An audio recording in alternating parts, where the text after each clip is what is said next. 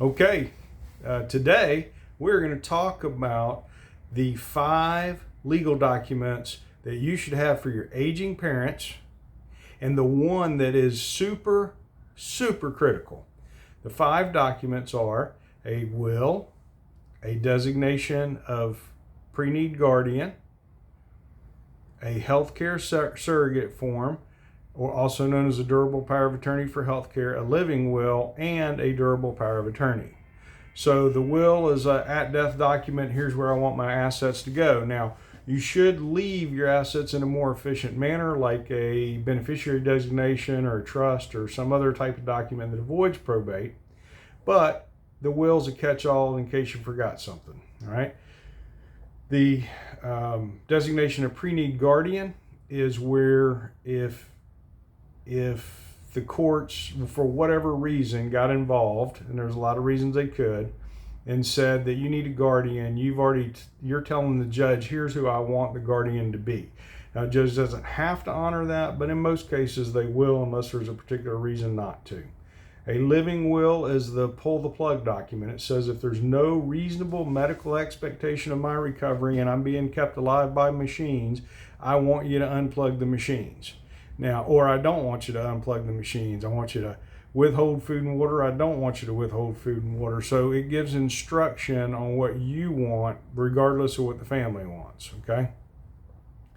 A healthcare surrogate form, also known as a durable power of attorney for healthcare, allows you to make healthcare decisions if your parent is unable to make them for themselves. Now, these 4 you really need, right? Everybody should have them.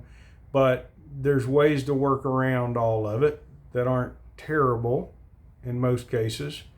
But the durable power of attorney for financial and legal matters is the one document that will create you tons of problems if you don't have and you end up needing it. So let me give you a little story.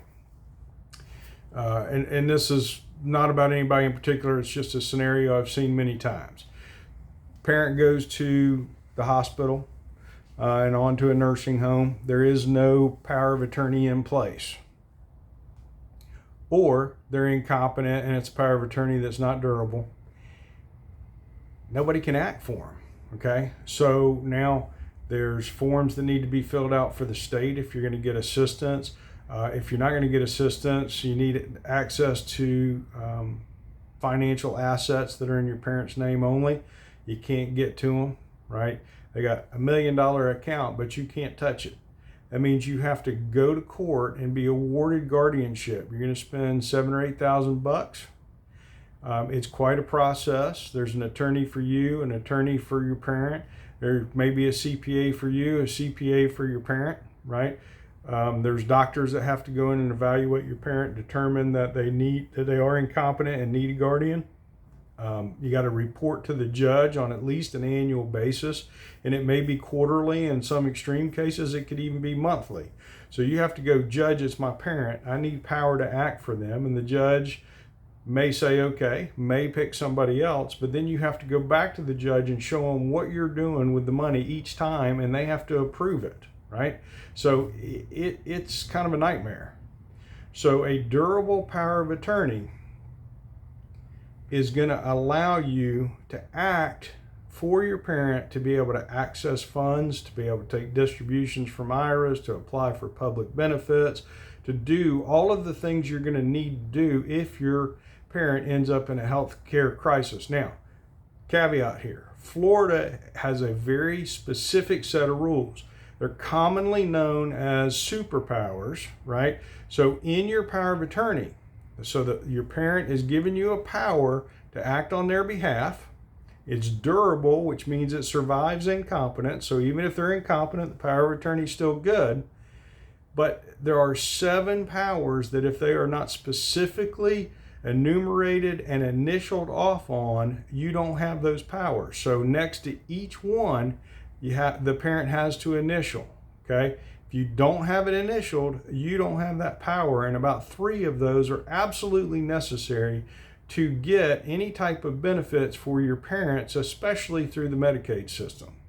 So you need to get a durable power of attorney. Now, and I want to be careful, I don't know who you are, right? You're watching a video, you said, gee, this might be interesting.